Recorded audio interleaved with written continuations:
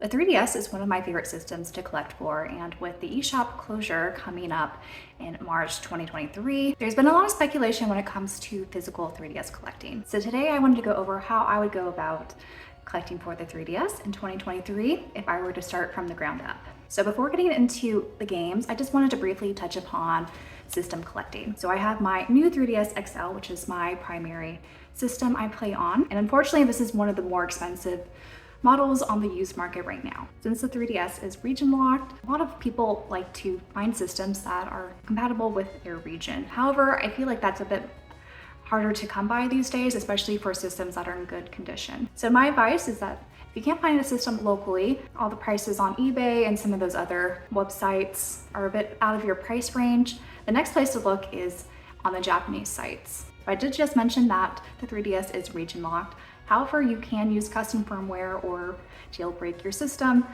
so that it's region free.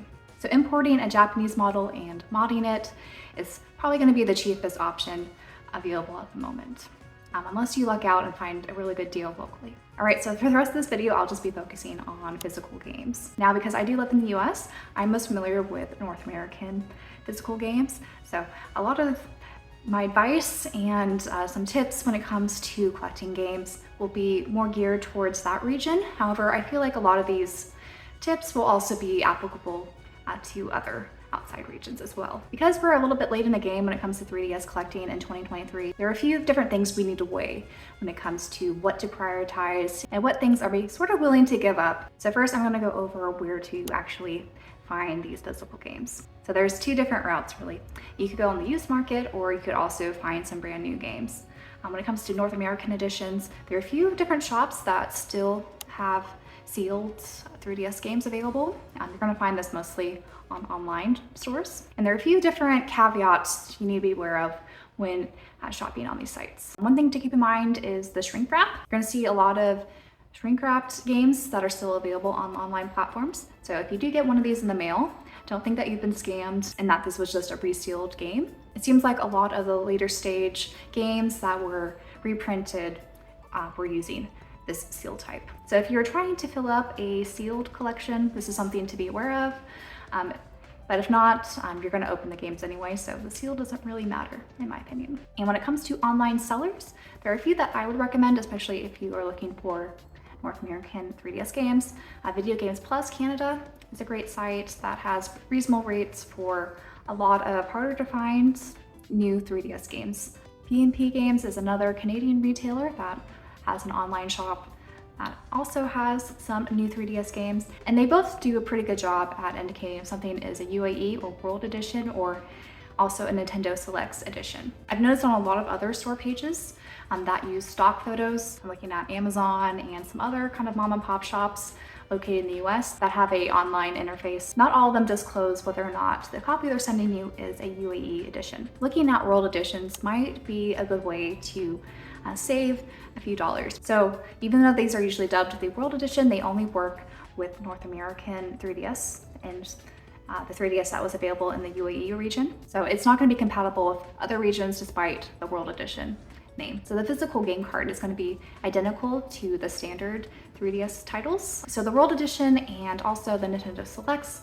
editions are only available for Nintendo published games, and it's not for all of them, unfortunately. All that said, I don't think the World Edition is a bad edition to pick up at this point, since they are plentiful, and again, they're around MSRP. So for example, I did get Kid Icarus Uprising on the UAE edition, and the only difference really when it comes to this versus the standard North American edition is this little emblem here on the box. So this also appears on the game case here, and some of the information on the back side is slightly different too.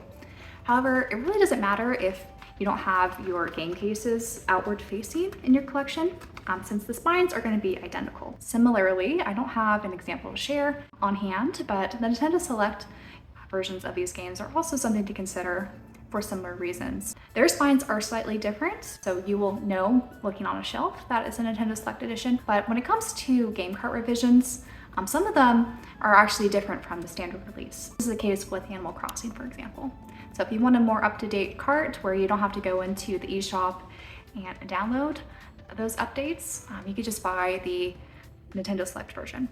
I'm not totally sure which games had revisions and which didn't. I just know that Animal Crossing is one that did. So we talked about buying new games in 2023. However, I think most games are gonna have to be found used at this point. So the nice thing about used copies is that usually you can look at a listing and see exactly what cover variant you're going to be receiving, whether it's going to be a first print edition or if it's going to have a different cover variant like the French Canadian editions or the UAE edition. And you can also usually tell what the general condition of the game is as well. So there's a ton of different online retailers like eBay and other similar apps where you can find used games. But if you're trying to find them locally, it kind of depends on what area you're in. So if you're in an area that you know usually cycles through a lot of used games, going to be in a very good position to find some of the harder to find 3DS titles.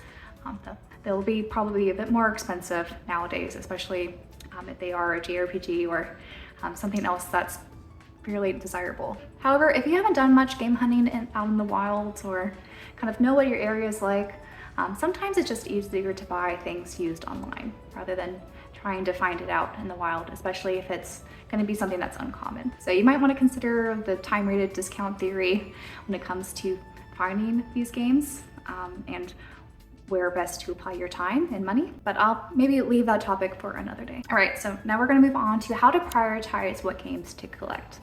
So this is all going to be very subjective and to your own tailored taste, but there are a few ways to maybe consider going about this if you haven't decided which titles you want to focus on. First way you can maybe prioritize is when it comes to expense. So one way to go about this is to prioritize the cheaper titles and get them while you still can at those prices before they start to rise.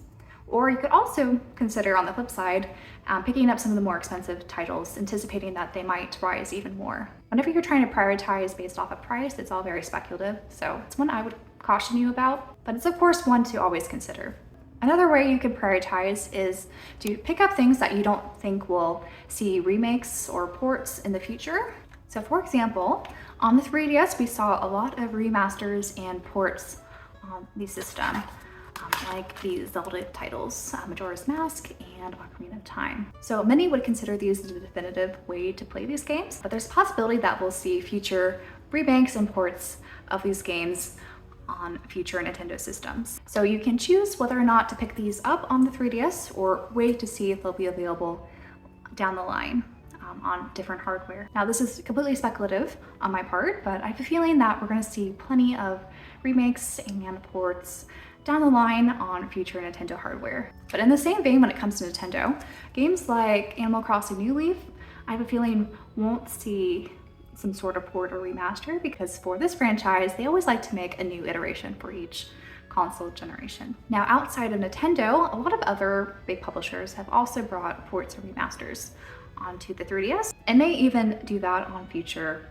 console generations. For example, they did that with these two Dragon Quest games, and I have a feeling we'll be seeing these again either on the Switch or on some other future console. So if you're thinking about buying games with all this in mind, the other thing, of course, to consider is how quickly do you want to actually play these games. So if you're only collecting for the 3DS now, I imagine a lot of these games are not super high priority when it comes to playing, though everyone's circumstances are different. But if there's at least a few different games on here you really want to play right away and not wait to see if some remaster report happens, definitely grab those. We also saw a lot of remasters or ports from the DS come to 3DS, such as Shin Megami Tensei Devil Survivor Overclocked here. So if you want it, this game is also available on the DS, so you don't necessarily have to buy this on the 3DS. So these are considered the more definitive versions of the DS games with some more quality of life features. So that's certainly a route to consider. And also regarding Atlas, they've been teasing about new games that they'll be bringing back on the Nintendo Switch this year. So there's a lot of speculation that we'll be seeing Shin Megami Tensei 4 and maybe Apocalypse come to the Nintendo Switch, given how successful Shin Megami Tensei 5 was. And there's been a lot of fans that just don't want a lot of these popular games to be stuck on the 3DS. It's really hard to say what games will see future releases and ports that were only available on the 3DS right now. So it's very speculative. So if you're willing to wait and see if that all happens, that is one possibility, but Again, you kind of have to put other factors into consideration, like how soon do you want to play these games, and also just how likely is Atlas going to bring these games onto other systems. They're not always the best when it comes to knowing what fans want, or I guess giving fans what they want. We've seen that with the Persona series and how long it took them to port those over to modern systems. So they might eventually do it, but they might also not. So just all things to keep in mind. Now, when it comes to dead franchises, unfortunately, there's a lot of dev teams that are either no longer here or have stopped putting out new titles in the West. For example, we have Still Aglow here, and unfortunately this was the last title from these developers. Atlas might choose to bring this onto future systems, but because this wasn't a huge hit and the devs are no longer making new games, I feel like it's a little bit less likely we'll be seeing this brought even on mobile or PC someday. Now, when it comes to devs that are no longer localizing games out in the West, we have Level 5, who made the Professor Layton games, Fantasy Life, and Yokai Watch, to name a few. Now, these were all published along with Nintendo, so I imagine if Nintendo wanted, they can release these on future consoles. Kind of what we've seen with the Ni no Kuni series, which is another Level 5 developed game, which saw ports come to, for example, the Switch, which was well after Level 5 shut down their Western localization teams. So if Nintendo wanted, they can definitely bring a lot of these titles that were on the 3DS that they helped develop and work on onto the Switch or future systems, but it's hard to say which ones they may or may not choose. So another thing to consider when it comes to prioritizing which games to pick up is to consider which games utilized the dual screen on the 3DS. So I would say a lot, if not most, 3DS games didn't really utilize the lower touchscreen on their games, especially when compared to the original Nintendo DS. But there are a few titles that I think really utilized the lower touchscreen well, and those include the Etrian Odyssey games, where the lower screen was used to kind of mark off your map in this first-person dungeon crawler. So this was a very unique feature that can't be replicated easily on the Nintendo Switch or on PC or wherever. So one thing I would encourage you to consider is finding games like these where you want to use that lower touch screen. Another thing to consider prioritizing, especially before March comes around, is to find games that have active DLC in them. So I'm not suggesting that you go out and find Fire Emblem Fates here that has the DLC on the cart, because frankly, the prices for this is outrageous and not something I would recommend looking into at this point, unless you're a diehard Fire Emblem fan and are kind of kicking yourself for missing out on this physical edition. But honestly, I would suggest avoiding this and just buying the two Fates games separately and buying the DLC on the eShop digitally. Instead, what I'm proposing is to find those physical games that also had DLC that you can't just automatically download. You have to actually play the game a bit and then download them. So the other Fire Emblem games are an example of this. Like, for example, Fire Emblem Awakening, you actually have to get to a certain point in the game for the DLC paths to unlock. And this actually has a lot of free DLC and some paid for ones. So something to consider picking up now and playing before the eShop closes. The Professor Layton games are similar in that they also included some free DLC, but only once you progress at a certain point are you able to download them. And this goes without saying, a lot of other games also had paid DLC that is well worth getting. For example, Fire Emblem Echoes here has a lot of great DLC. It is a lot though, and it's basically the price of an entire new game. So something to, I would say, look into sooner rather than later, because I don't think this will go on sale before the eShop closes. So I would recommend prioritizing getting a hold of those and playing them while this eShop is still active, where you can download that extra content. The other thing to talk about are some of the collector editions, both the launch editions as well as some of the special editions that are available on the 3DS system. So I would say most of the launch or special editions are a bit tricky to get a hold of nowadays. So I would personally only prioritize those if they are a favorite franchise or game that you want to get a hold of. Otherwise, I don't think most of the special editions are that special in terms of what is included inside them. So at this point, you're gonna have to ask yourself, are you gonna pay extra for some cardboard and goodies, or do you just want the regular case and game itself in your collection. I personally really like the launch editions, especially that Atlas and Sega put out. For example, I have Radiant History here, which is one of my favorite games on the system, so I'm really happy to have this launch edition box. But when it comes to collections, you also have to consider what it looks like on your shelf and how you display things. So this is a bit tricky to display given all the other 3DS game cases are quite smaller. So you might want to just consider how you're going to display these games if you want to bother with the extra cardboard or not. And then of course the last thing to consider when prioritizing games is to prioritize by genre and just your general interest in the game. Alright, so similar to what I did for my Switch JRPG video, I'm going to organize all my games by publisher and kind of run through them and give some speculation and advice when it comes to choosing whether or not to prioritize certain games or publishers. So I'm going to start off with Exceed Marvelous, who do a lot of the Story of Seasons games, as you see here. And so most of these are fairly easy to obtain because there are a lot of copies available, and they also did a lot of reprints for quite a few of these titles. Desirable games like Tree of Towns and potentially Lord of Magna here might be a bit on the pricier end at the moment, but for the most part, I feel like most of these games are still fairly obtainable. Next, for Square Enix, I think most of these games are widely available as well because these were well printed and fairly popular titles like Theater Ribbon here, which actually is seeing a new Switch game coming out very soon. So you might want to just hold off and get the Switch game rather than this 3DS version. And then we have Kingdom Hearts, which is fairly easy to come by. Bravely Default and Bravely Second End Layer are both fairly common still, though prices are climbing a little bit. But thankfully, as you see here, this does have a UAE option available, so at least Bravely Default should be fairly easy to come by. Then Final Fantasy Explorers is fairly common and not that expensive, mostly because it wasn't super popular, along with Heroes of Ruins, another game that you could still find fairly cheaply. Dragon Quest, however, is going to be the one that is more expensive. I think mostly because the DS games shot up way in price. They're kind of doing a similar trend with the 3DS version. But the Dragon Quest series is very popular and beloved, especially in Japan, so I imagine these games will come back in some other form. For Bandai Namco, they're kind of split, so there are a few games that are easy to get, such as One Piece World Red here, as well as Tales of the Abyss, because this saw a reprint, and I think you'd still get this off of Video Games Plus if you're in the market.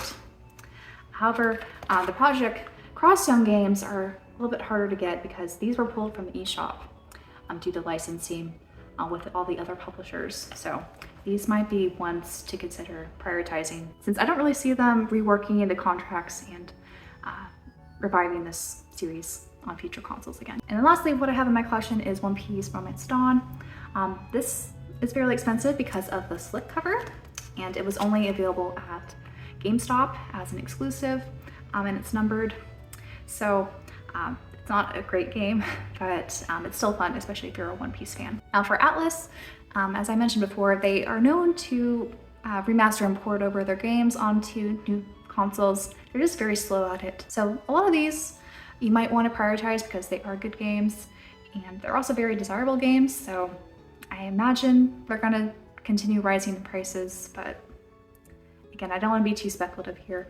For the Shin Megami Tensei games, they're all very popular and good games.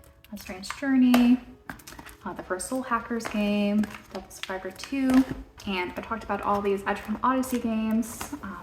They are still, I think, available on Video Games Plus, at least a few of these. So I think definitely something worth grabbing if you're interested in first-person dungeon crawlers. And then some one-offs like Stella Glow and The Alliance Alive, which also is available on the Switch and PS4 in a remaster version. It's Conception 2. This is also available on other formats like on the PS Vita, so this is still pretty easy to pick up. And then the Persona Q games, so this is a collaboration between Persona and Etrian Odyssey. So these, I believe, are still getting reprinted or are still available on Video Games Plus and other sites. So They're not too hard to come by. This is still a fairly easy title to pick up, mostly because it didn't review well, but I think it's still worth getting if you're into JRPGs. Radiant Historia I think is one of the best games on the DS and 3DS, so I highly recommend you pick it up, if not physically, at least on the eShop before it closes. And then we have, this is technically Sega, but they own Atlas, and this is 7th Dragon 3 Code VFD. This is the only localized 7th Dragon game we have out in the West, and there are a lot of other games that have been fan translated if you're interested in the series. I don't know if we'll ever see any more games localized again, but it's definitely an interesting JRPG that a lot of people don't really talk about. So before we get into the Nintendo games, some other ones to consider. Castlevania by Konami. I saw a reprint, and so you can still get this for around MSRP. And then we have Monster Hunter Stories here. This was also ported on mobile, so you don't have to necessarily play this on the 3DS if you don't want to pay the over MSRP price tag on this. All right, so let's talk about Pokemon. So most of the Pokemon games are still fairly easy to come by, and they're not exorbitantly priced yet. So knowing the history of Pokemon, you might want to pick these up sooner rather than later, since they do tend to get inflated, but who knows with the franchise and how people will feel about them. Who knows if this trend will continue on the 3DS or not. I talked about level 5. The Professor Layton games are one of the more pricey games on the system right now, unfortunately, and I have a feeling this will be the only way to play some of these. So if you're interested in puzzle games, you might want to pick these up. Fantasy Life is one that I think a lot of people want to see ported over to the Switch. So Nintendo might do this, might not. We'll have to see what happens, but it is a really fun game that I do recommend. And then I just have these two Yokai Watch games. Yokai Watch 1 and 2 are fairly common and easy to come by. However, one of the Yokai Watch 2 games is getting expensive, as well as all the other Yokai Watch games that saw very few prints are very expensive as well. So I don't know if we'll ever see those come outside of the 3DS, just given what happened to the franchise. So it's kind of up to you if you want to try to seek those out physically or just buy them digitally. Now on to the main Nintendo IPs. You have like Animal Crossing, Poochie and Yoshi's Woolly Worlds, Tamagotchi Life. A lot of these you could find world editions for, so you might want to just consider going that route rather than getting the standard case. But again, because these were Nintendo IPs and most of these were fairly early in the system, so they saw a lot of copies in circulation. So it won't be hard to find standard editions for a lot of these, but if you can't, I would just recommend going the UAE version route. Ever Oasis was one of the late releases on the 3DS, so there's not a ton of copies available, but this did see a UAE version, so you might want to go that route. The Zelda titles are fairly common and not too expensive now. Xenoblade Chronicles 3D, this got a definitive edition on the Switch, which I think is the best way to play it, but some people don't like the changes made on the Switch version. So if you're interested in seeing what the version was like before, this might be an interesting pickup. This is my only new 3DS title, so you have to have a new 3DS system in order to play it. So these two Kirby games did see UAE editions, so they're fairly common, and you'll see that I had the French-Canadian version for Triple Deluxe, so they're not super expensive though. Planet Robobot is slightly above MSRP right now because it's very popular, but Kirby's Extra Epic Yarn was a late release title, and I don't believe this has a UAE edition. At least I have never seen one. So this unfortunately is very expensive. There is the Wii U version of the game that has more content available, so you might just want to stick to that and not get the 3DS version. Mario games are all fairly easy to come by these days, except some of the Mario RPGs that came a little bit later, but those all saw UAE editions, I believe. So those are easier to pick up nowadays. Similar with Kid Icarus Uprising, this might see a remaster. There's been some rumors of this being revived, but it does have a UAE version, which is the route I went. So this is much cheaper than getting the standard North American copy. Metroid Samus Returns is fairly easy to pick up still, even though this was a later Nintendo release. And then you have the Fire Emblem games, which are fairly easy to come by, minus the special edition here, but you can still get Birthright and Conquest separately for decent prices. And I believe these all also saw UAE editions. And then last game on my system's one I don't recommend anyone buy, especially not overpriced. That is Fragrance Story. I did an unboxing of this early in my channel days. I picked it up as a novelty piece, but it's definitely not one that has a ton of content. You could easily beat this game in under half an hour. So I'm going to share which games I would personally pick up if I were building a new collection this year. And for my list, I'm going to prioritize by genre and general interest in a game. And I'll also prioritize by price. So I definitely wouldn't be in the market for, say, Fire Emblem Fates here, because this is way out of my price range and not something I would personally prioritize at this moment. Now this is very difficult to narrow down to just 20 games, but I decided to select these with a mix of some of my favorite games on the system, as well as some games I would really like to get to at some point that I think are very unique and kind of gives you a good spread of what the 3DS has to offer. Now there are of course a lot of great games on the 3DS, but these are the ones I would personally prioritize today. So I hope this video was somewhat helpful for those that are still trying to pick up those last few 3DS titles, and just a few general rules of thumbs and things to look out for when it comes to 3DS collecting today. If you have any additional questions, feel free to drop them down below and I'll do my best to answer them. So until then, bye guys.